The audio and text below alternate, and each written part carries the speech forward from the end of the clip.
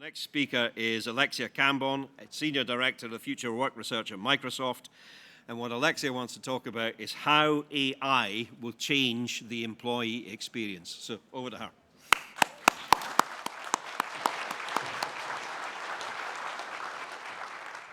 Hi, everyone. First, I'm sorry for those of you who are standing.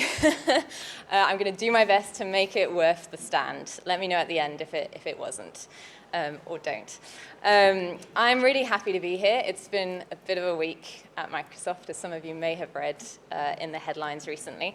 To give you a bit of background as to what I do, I research the future of work, simply put. So I'm very privileged to ask big questions about how work is changing, how work is evolving, and then I get to analyze all the billions of signals that we collect through our products to be able to try to understand why it's trending in that direction. And I think one of the things that I have felt more acutely in the last couple of years than ever before in my career as a researcher is just how intense the evolution has become and how accelerated it has become. And it's almost physical. It's almost something we're feeling in our core on an everyday basis, just how quickly things are changing. So one of the early pieces of work that my team and I wanted to do as we were embarking on the 2023 research agenda was to try to think a little bit more about evolution as a concept, even with outside of work. And we read a bunch of different papers, and one of our favorite research papers was about the evolution of the brain. Now, bear with me on this. There is a point to this. The evolution of the brain is a pretty remarkable thing. It has evolved to be at an incredible size over a very short period of time. And this is to do in particular with this thing called the brain-to-body mass ratio. And the brain-to-body mass ratio is essentially how much of your body mass is made up of brain. Can anybody guess why that might be important? The bigger your brain-to-body mass ratio, the more intelligent you likely are. Okay. So that's where the saying of, I have a big brain, I must be very smart, comes from. It's this idea of the brain-to-body mass ratio. And to put this into context, I'm going to share a couple of different animals and their brain-to-body mass ratio. So first, the poor hippo, very, very little brain-to-body mass ratio, just 0.04% of its body mass is made up of brain, not a very intelligent creature. The elephant, a little bit better, 0.18%, pretty good size, pretty strong memory, as we know. Are there any cats or dog lovers in the room? Raise your hand if you're a cat lover. If you're a dog lover, my people. Hopefully you're not sitting too close to each other. I'm sorry to disappoint you, fellow dog lovers. They are next on this list. 0.80% of their body mass is made of brain, and just inching past them, the cat. 1% of their body mass is made up of brain. If this was indicating emotional intelligence, I think the orders would be switched, just FYI. Cat lovers don't hate me. And then the human, 2.5% of the body mass of a human is made up of brain. This might not seem like a lot, but it is huge. It is more than double the size of the cats. And this really denotes that we are the single most intelligent species on the planet. We might not always act that way, but this is the science behind it. The curious thing to this is that our brains have not always been this size. Prehistorically, our brains were actually quite small. And so this was the primary research question that a bunch of researchers asked themselves, is how did our brains evolve to be so big over the span of quite a short amount of time? Would anyone like to guess? Just throw out a guess out loud. Diet. Perfect. On one, that is absolutely correct. The answer to this question, in short, is diet, and more specifically, cooking. So to understand this, we have to go back to the diet of our prehistoric ancestors. Now, the diet of our prehistoric ancestors was made up primarily of raw foods, right? Raw nuts, seeds, raw vegetables, raw meat. And the thing about raw foods is that they are incredibly hard to digest. Your body has a finite amount of energy that it has to send across to all different parts of its body that needs it. And back in the day when our foods were primarily raw, so much of that energy distribution went to digestion. And then what happened was that, one day, a caveman or cavewoman or cave person invented fire and was looking at that raw potato that they had been eating for several decades and decided to put the raw potato on the fire. And what happened is the raw potato got cooked, it got softer, and so when cave person ate the potato, it was able to be digested a lot more quickly and a lot more easily. And all of a sudden, the body of this cave person is thinking, well, what is going on here? I all of a sudden have all of this surplus of energy that should have been spent on digestion. What am I going to do with it? And the body routes it up to the brain. And that is how the brain has grown over time to be the size it is today. It is simply because of cooking. And I love this story because what is more close to our humanity than cooking? It is a ritual that we do every day, sometimes multiple times a day, that is about creativity, about collaboration, about community, about nourishment. And fundamentally, that is what has made us the smartest species on the planet. The key takeaway from this story, and I'm going to spend a lot of time on this concept, is that what we spend our time and energy on matters. It matters hugely.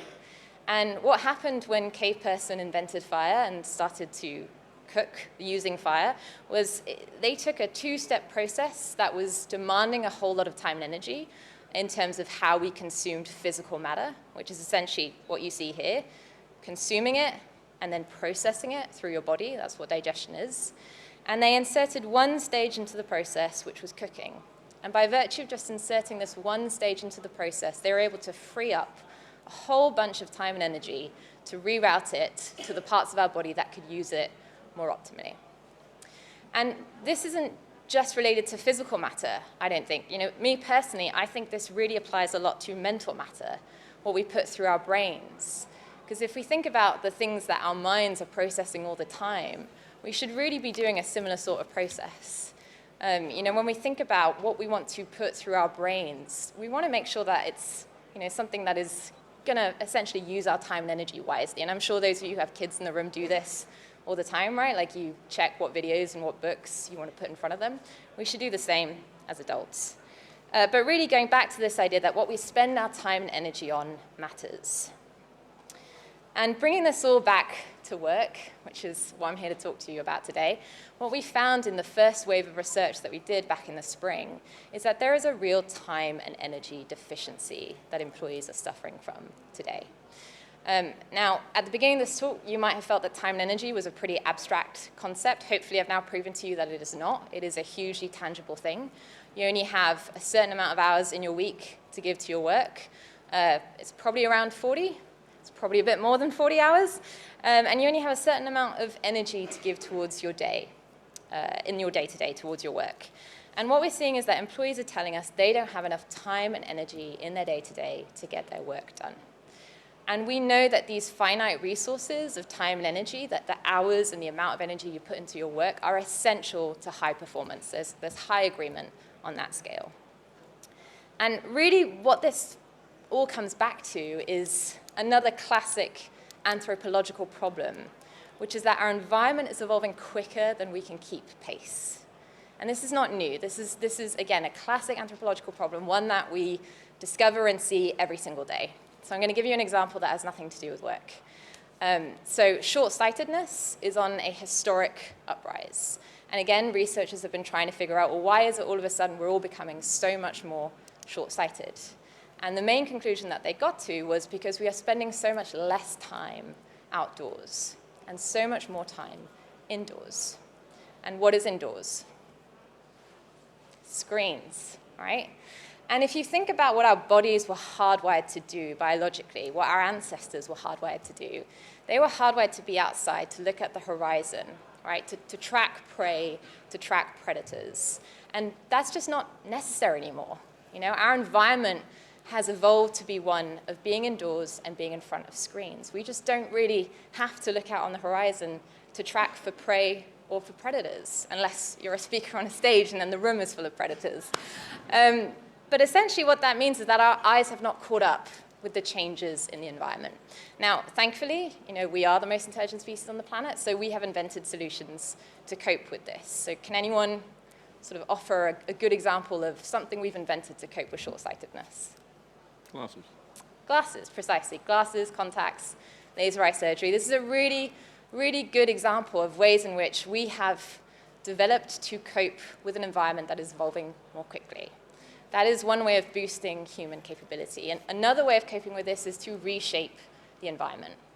right? Because it's not enough to just try to cope with the problem. We also have to try to eradicate the problem or to lessen it. And one of the things I think we all know we need to do now is to lessen screen time and to spend more time outdoors. And that's a very good way of shaping the environment. Bringing this all back to work, again, let's try and make tangible what the environment is that we live in, what the work environment is primarily made up of. And really, it's just two dimensions. It is the dimension of time, when we are working, and the dimension of space, where we are working. And I want to take you through a bit of a journey of how these dimensions have evolved through a very short period of history. So, post-industrial era, when we entered the era of information work after the Second World War, most of our work was centered in this one quadrant. We were in the office, and we primarily did synchronous work. It's not that we didn't have asynchronous work available to us, right? We could write up memos, we could exchange letters, but they were just not very efficient. The most efficient way of getting work done in the 1950s was to get everyone into a meeting, get everyone into a conference room, because otherwise you write up a memo, you have to type it up for an hour, then you've got to send it out, no one's going to answer it for 2 days, then you've got to reply to it. So really, being in the office and being in meetings was the way we worked in the 1950s. And then along came the internet, circa 2020, and what happened then was asynchronous work was revolutionized. It became a really effective, accessible way for all information workers to work, because along came fax, along came email, and we could now communicate with each other instantaneously. And this is how we worked for a very long time, in the office, synchronously and asynchronously. This is what most of you in this room will have known, up until about 2020, when the pandemic happened. And what the pandemic did was, again, it didn't invent remote work. Remote work existed before this, but what it did was it solidified it as a truly accessible, effective way of working. And it took a pandemic to do that. It took a pandemic to force a remote work experiment, such were we wedded to that way of working, of just being on the bottom of this 2x2. So this is hybrid work, very simply. This is the new reality that we all live in. It is being either working synchronously, asynchronously, in the office, or at home. As information work goes, this is what we've been navigating over the last few years. And this is extraordinary. I mean, going from one quadrant to 4 in the span of 50 years is insane. It is huge. It is also not over. Because now we are seeing a whole new evolution happen.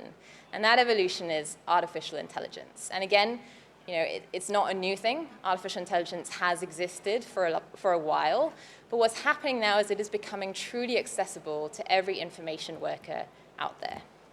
And so if I were to ask you, where does AI fit into the dimensions that we've always known of time and space? And this is not a hypothetical question. This is a question I actually asked my research team to help me figure out. You would not be able to answer. Because the truth of the matter is it does not fit within any of these dimensions, because it is a brand new dimension. We are headed into a world now that has been two-dimensional, that will suddenly become three-dimensional. And by that I mean we now add intelligence into our way of working. And primarily, up until this point, the main form of intelligence that we've always utilized has been human. It's been our colleagues, our managers, our support systems.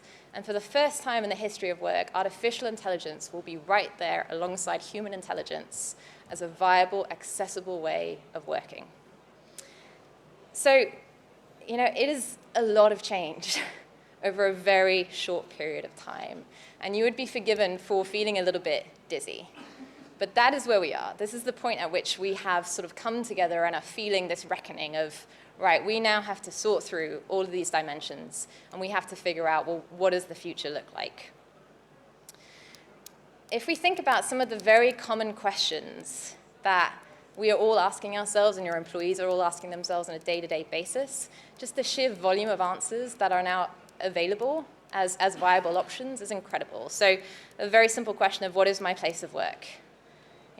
Half of you in this room will say, well, it is the office that I go to 2 or 3 or 4 or 5 times a week. I would say, it is my study back in Suffolk. I am a full-time remote worker. That is where I work. If you were to ask, when do I get my best work done? It would no longer be wrong to say, well, my best work happens on a 7 a.m. run, when I'm out on the streets and it's quiet and I can clear my mind. Just like the parents of you here who have tucked your kids to bed at 9 p.m. and finally have some quiet time to go through your inbox, that is okay to say that as well. And the same for intelligence. Who was the answer to my question? For a long time, it would have been a human. And now we're moving to an era where one of the first places we will go to get an answer to information or to questions will be AI. The thing about adding dimensions to any equation, any scientist will tell you this, is that it introduces complexity. And complexity is a really, really difficult thing for senior leaders. All of these open questions that we don't necessarily have black and white answers to are being put on leaders' desks, and they are having to make calls about these.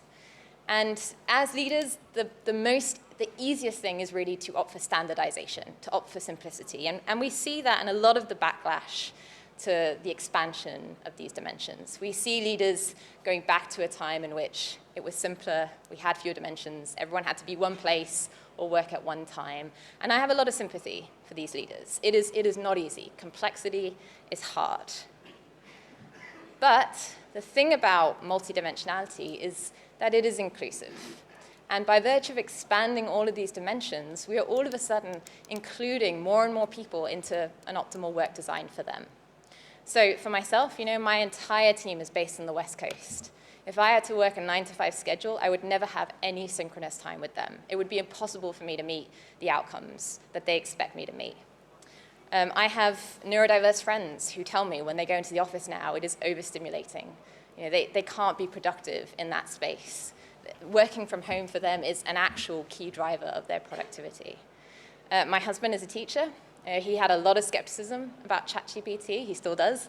But what he's telling me is his students are leveraging ChatGPT as a judgment-free space, a place in which they can go and ask what they deem to be stupid questions they wouldn't want to ask in front of their fellow students and get answers.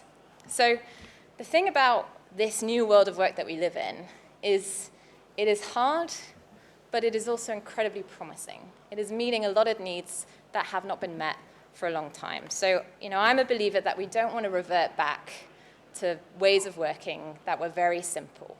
I think we need to really try to embrace this new era that we're in. And so, for every single dimension that we have available to us, we have to really ask ourselves the question, how do we use this new dimension wisely? And that is the case for the office. Many of you now are, having to research or answer questions around what is the ideal use for the office. Same thing for synchronous and asynchronous work. What is the ideal use for a meeting? And same thing for artificial intelligence. How do we use this new dimension wisely? So this was our key research question that I put to my research team back earlier this year, and we conducted a whole bunch of different studies to be able to try and get some sense of an answer here, and that's what I'm going to be sharing with you for the rest of the talk, is what we found and what we really see the future of work being in a world in which artificial intelligence is solidified as a new dimension of work. So the first key research conclusion that we came to is that the time and energy deficiency, you remember I showed you that slide, 64% of employees suffering from a time and energy deficiency. That deficiency is a problem for businesses. Because a lot of people will be looking at that stat and sort of dismissing it and thinking, well, that's a talent problem. If people are suffering from not having enough time and energy, that's kind of, that's sad, but I can't really do much about that. The thing is they have to do something about it, because what we looked at when we investigated this population is that they are experiencing problems that are going to create real adverse impact on the business down the line. Because these people who are suffering from a time and energy deficiency are twice as likely to leave their jobs and 3.5 times as likely to say they struggle to be strategic or innovative. And these are very much business problems. These are not just talent problems. If you have a huge percentage of your population who is thinking about leaving you or is struggling to be innovative, you will feel that on your bottom line eventually. And aside from feeling it on your bottom line, it's just not very nice. We don't want to have a workforce who's tired, a workforce who's stressed. It's not a great way to work. Our second big research conclusion was that there are reasons for this time and energy deficiency, obviously. And it is easy to blame them on the talent, on the skills, and the capabilities. That is not the case. The root causes related to this time and energy deficiency are related to the work environment. The work environment that is evolving quicker than we can keep pace, as you'll remember. And these work patterns are broken. So we plucked out that 64% of the population, and we compared them to the rest of the population to see, well, what are the unique experiences that they're having that will help us understand what is really causing issue. And what we saw was that these employees were twice as likely to say they struggle with too many meetings, 2.5 times as likely to say they spend too much time searching for information, and 2.5 times as likely to say they don't have enough focus time. Now, as a researcher, I like labels, so we're going to label these. These are our work villains, my friends. I want you to think about these as the thieves that are stealing your time and energy. You are not the problem. These guys are the problem. These are the villains. Raise your hand if you've experienced at least one of these in your day-to-day this week. Okay, good. We have consensus. So these work villains really, they're the ones that we need to be targeting. They're the ones that we need to be solving for. It's funny, I had a bit of a meta moment when I was putting this presentation together because I was literally suffering from the blank page. I wanted to really bring these work villains to life. It's a keynote, you've got people standing, you don't want it to be boring. And so I went to DALL-E. Has anyone tried DALL-E? It's an AI image generator. And I said, can you help me turn these things into comic book characters, into cartoon villains? And this is what it gave me back. So there you go. If you need some scary images to keep in the back of your mind as we're going to talk about them, these are the comic book villains: the broken meeting, the information labyrinth, and the blank page. What really excited us as researchers when we looked at these was the fact that these present enormous aptitude for AI. Like, these are very interesting problems for AI to help solve for. And that is our third big research conclusion. When we did a deep dive on each of the broken work patterns and we tried to apply AI as a solution, we saw that AI is going to refund us significant amounts of time and energy by virtue of uplifting these. Now, what I'm going to show you is how and why. What I want you to keep in the back of your mind, which I'm not going to talk as much about, is as we saw with the short-sightedness story, there are two things we need to do when the environment is evolving quicker than we can keep pace. One is to boost human capability. That's what glasses, contacts, that's what all of that is about. That's what AI will help you do. It will boost your ability to keep pace in this environment. A whole second strategy that you also need to think carefully about is shaping the work environment. So you need to diminish the presence of these things within your work environment. And that has everything to do with culture. It has everything to do with norms, with role modeling, with etiquette, with behaviors. If you want to chat to me about that afterwards, come find me. Very happy to engage in that conversation. I was told I only had 30 minutes. And AI is probably what you're really here to talk about. So we're going to focus just on AI here, but I can't emphasize enough how important those two things go hand in hand. So let's do a deep dive on each of these. Let's start with the broken meeting. Oh God, meetings, they are hard. Like, meetings are not in a good place right now. When we looked at the research, what we saw is that they're just not really doing what they're meant to be doing. And a lot of that is to do with the fact that we just inherited these from the 1950s. And we didn't really stop to think about, well, now we have a bunch of asynchronous tools. What should a meeting be for? And we saw that literally when we asked employees, what makes a meeting worthwhile? What is the number one reason you join a meeting? And the number one reason they told us was to receive the information I will need. And this is mind-blowing to me. Because if you are logging onto a meeting to just be a recipient of information, clearly that meeting is not a particularly engaging one for you. Like, that is not what meetings should be for, right? Meetings should not be for the passive exchange of information. Meetings should be about the creation and application of information. It should be about ideation, about collaboration. And maybe that's why only 1 in 3 employees think they would be missed if they couldn't join a team meeting. And we asked about team meetings specifically, by the way. We all have town halls and all hands that we need to join. We asked them about team meetings, and only 1 in 3 think they would be missed. That is incredibly low to me. I want every single person on my team to feel like they would be missed if they couldn't join. And then meetings often just sort of dither. They don't land in a place of actionability. We saw over half of respondents told us action steps at the end of the meeting are unclear. So we took all of this information, and then we did what we call a lab experiment, which is we essentially took a bunch of employees, we divided them into 2 groups. One got co-pilot, the other did not. And then we asked them to do a series of tasks related to meetings. Essentially, what we asked them to do was to summarize a meeting that they had missed. And the missed meeting was about the planning of an offsite. So it was all around retrieving information related to agenda, budget, venue, outstanding decisions. And then we essentially compared outcomes. How much more quickly did they do it? How much more accurate was the information retrieved? How much effort did they expend? And we saw this significant refund in time and energy. So the Copilot user group were able to catch up on the meeting almost 4 times faster than the non-Copilot group. We asked both groups, to what extent did you find this task draining? And Copilot users found it 58% less draining. By the way, Copilot is Microsoft's AI tool, in case you weren't aware. And then we asked them to what extent they felt Copilot actually made it easier. And we saw high agreement scores there. So, we know that AI is going to fundamentally change meetings. In a year, hopefully, I'll come back to the slide preceding this one, where we asked employees what makes a meeting worth joining, and we'll see a different response. Because now, if you can retrieve information using AI, you don't need to join a meeting to be able to retrieve that. Right? Like, imagine missing a meeting and you just go to your AI tool and you say, catch me up on the most important things that I need to know coming out of this meeting. My favorite prompt, by the way, for Copilot is, was I mentioned in this meeting? Tells you everything you need to know about how narcissistic I am. But that is the world we're heading towards, right? In which the way we're using meetings right now, it will change.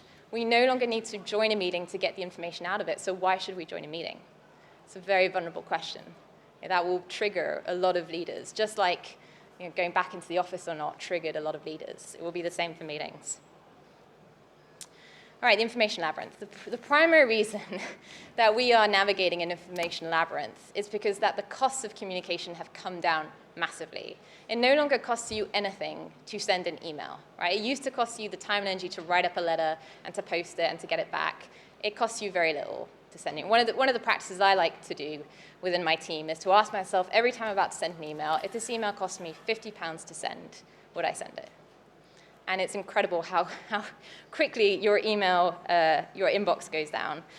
We asked respondents about how they're experiencing this information labyrinth. We asked them to estimate how much of the information you consume on a daily basis is actually necessary to do your job, and 50% was the average answer we got back. So, fully half of what you are consuming, what you are spending your time and energy on, is not really necessary for your job. So again, another lab experiment we ran here. We tasked 2 groups, one with Copilot, one without, to search for information in a variety of different sources. So through email, through calendar, through SharePoint. We saw the Copilot users retrieved it 27% faster. They estimated that for that task, Copilot had saved them more than 10 minutes. And again, high agreement that Copilot was the cause, the reason that they were able to find this information that much more quickly.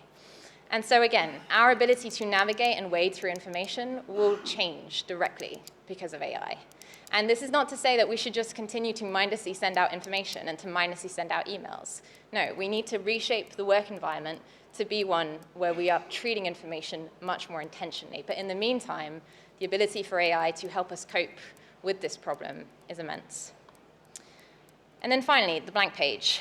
I like to ask my team, whenever we sort of gather for a big research project, what is the best idea you've had recently, and when did you get it? And inevitably, what they tell me is, when I was in the shower, when I was taking my dog for a walk, when I was on a run, when I was meditating. And all of those examples, what they have in common is that those were moments of mental rest. That is when you're able to cope with a blank page. And we do not have mental rest as a huge part of our work model anymore. We see this in the data. We don't have time to reset between work tasks. We don't have enough focus time. And so again, the ideal solution here would be for us to really design rest and recovery into our workloads, into the life cycle of projects. But in the meantime, the ability for AI to help us cope with the blank page is hugely promising. So for this lab experiment, we did 2 tasks. First, we asked them to create a blog post, and we saw the ones that had AI rated up 65% faster. Then we asked a blind panel to rate the quality of a series of emails. Some had been written with AI assistance, some had not been written with AI assistance, because that's the big question here, right? Like, we're operating at speed, but does quality suffer as a result? And what we saw was that quality was rated higher by the blind panel across the series of criteria for the Copilot written emails. So clarity, conciseness, consistently scoring higher. So again, AI's ability to help us cope with the broken work patterns that we're experiencing on a day-to-day will significantly refund us time and energy. And this is where I could end the presentation and we could all just kind of be happy and walk away. But I like to end presentations on question marks. And the big question mark here, I do not have an answer for you today, is how are we going to use that refunded time and energy? Because AI is going to save you time. It is going to give you energy back for sure. But that is not going to have any sort of ROI or any impact on your bottom line or on your health and happiness unless you put it to good use. And this is fundamentally, to me, the most important research conclusion. It's the final one. How we use our refunded time and energy will shape our future of work. One of the questions we asked users of Copilot was to estimate how much time they felt Copilot had saved them on a daily basis. I think the average was something like 14 minutes a day. There was a specific group who had seen very high time savings. 22% saw savings of 30 minutes or more a day, and that amounts roughly to 10 hours a month. This figure felt very abstract to me when I first saw it. I was trying to break down, well, what does 10 hours a month actually mean? And so just a few examples of what I personally could spend 10 hours a month on. It's what my team would want me to spend it on. A single flight from London to Seattle to come see them, or a full day on site with them. This is what I would like to spend it on. An extra 10 walks, 1 hour walks with my dog. I'm a runner. I love running. I could squeeze in 24 5K runs in a month, which my marathon training would very much benefit from. This is what my manager would want me to spend it on. More catch-ups with her, 20 more a month, or a couple more research papers, probably around 2 or 3. And this, I think, just completely summarizes what we will be facing over the next couple of months. All of these are different ways of spending that time, and they are probably all equally valid. I have my team needs, I have my manager's needs, I have my needs. I didn't even put the business's needs on there. And who gets to decide where my refunded time and energy goes? And based on that decision, we will effectively be shaping what the future of work looks like. We did ask this question of that group of 22% who told us they were saving 30 minutes or more. What are you actually spending it on? Very relieved to see the primary selected answer was on focus work. We've seen, right? We know that they are suffering from having less focus time, so this was a huge relief to us. What was not a huge relief was the second most selected answer was meetings. So this, I think, is pretty representative of the dichotomy that we are finding ourselves in. Refunded time and energy is of no good to us if we are not reallocating it wisely. So a couple of key takeaways for you. AI, a new dimension of work, not just a tool.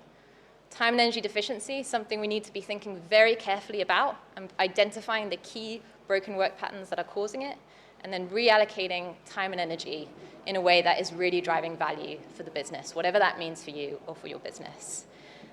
I'm going to leave you on this.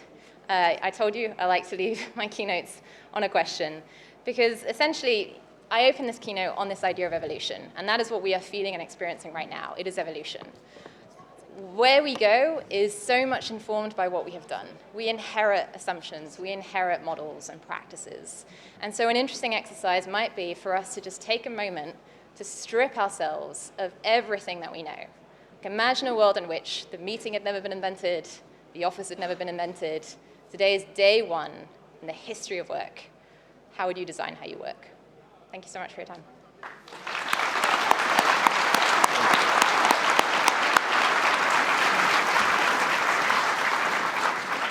Well, so far, no one's shown the slightest interest in using Slido, which is fine. It's not compulsory. But has anybody got a question for Alexia? Right at the very front here. Can you get a microphone? Thank you. Again, if you could identify yourself, please. Hi. It should be okay. It'll come up, don't worry. Hello. Yeah, hi. Sorry about that. Yeah, Glyn Cornell from Tesco Bank. I was really interested in the information you provided there on the meetings. In your research, did there have to be a minimum number of participants at that meeting in order for Copilot to be successful? Yeah.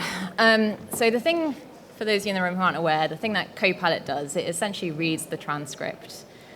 So recording and transcribing the meeting is mandatory for Copilot to work. And so if it is just a meeting of 2 people, it will, and you record it and you transcribe it, you can go in and you can ask Copilot to summarize what were the most important points in this meeting of 2 people. So if that is going to be of value to you, then for sure, right? The minimum amount of attendees does not matter. For me personally, the place where it provides tremendous value is in those bigger meetings where there are a lot of voices and a lot of opinions and a lot of unclear action steps. And I'm now starting to see customers who are actually using Copilot as a dedicated meeting note taker. Well, they will reference out loud in the meeting, Copilot, make sure you capture that. Make sure you add that to your list of key takeaways. So in answer to your very good question, I don't think there's a minimum number. I think we see more value the more attendees there are. Can I push you on that? Because I think there is probably a minimum number. I wrote down at the time, if no one attends the meeting, there is nothing to retrieve. And there's a very human temptation to think, well, actually, I'm too busy. I've got stuff to do, blah, blah, blah. You lot go to the meeting. You have the meeting, and then I'll retrieve it. There's got to be some sort of say, well, actually, everybody's going to turn up for this or whatever. Well, I think what you're raising there is exactly what's going to be incredibly triggering to a lot of leaders, which is managers and senior leaders who are used to seeing their meetings very well attended by half of the organization. All of a sudden, that attendance dropping off. And the more mature, I think, the more future-thinking leaders will not be tempted to turn off Copilot in order to force people into the meeting, but to actually use it as a forcing mechanism to ask, well, what was the point of this meeting then?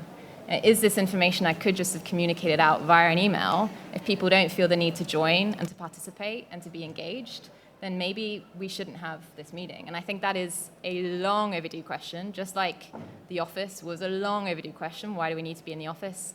Same thing for meetings. I think we're having too many ineffective meetings that don't need to be meetings. But that's been the case historically for a long, long time. I mean, you're coming on to your final point about basically, retrieving time, saving time, etc., and then who decides how you use that time. If you have the type of manager that says, no, actually, I'll be much happier if you worked in the office. Don't work from home. I don't like that.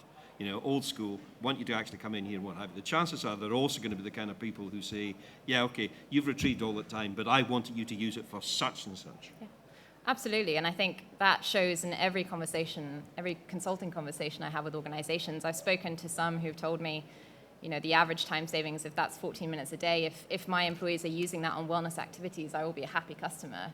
Then I've spoken to organizations in industries that shall remain nameless that say, if that 14 minutes is not being reallocated precisely towards the bottom line, I have no interest in it. And How do you feel about that personally? I mean, I think the background that I have is very much in the understanding that the more engaged your employee, the more likely you are to reap higher performance. And so I personally think that as we've seen, all of these broken work patterns that are manifesting, that are stealing from the time and energy of employees, the reinvestment in that has to be not just towards more work, but also towards more engagement, more work satisfaction, more fulfillment. And I mean, that is a huge part of Microsoft's mission more generally, so maybe I'm a little bit biased in saying that, is the goal is always to energize and empower employees to do their best. Mm-hmm. There's a question there on Slido from Stuart Fraser saying, what's Microsoft's stance on enhanced time and energy with the use of AI? Surely the smart companies are allowing their employees to invest in themselves. Yeah. Again, it follows on from what we've just been talking about. Yeah, that's exactly relevant to my response just there, right? And I think the thing is, though, oftentimes we don't know what is good for us.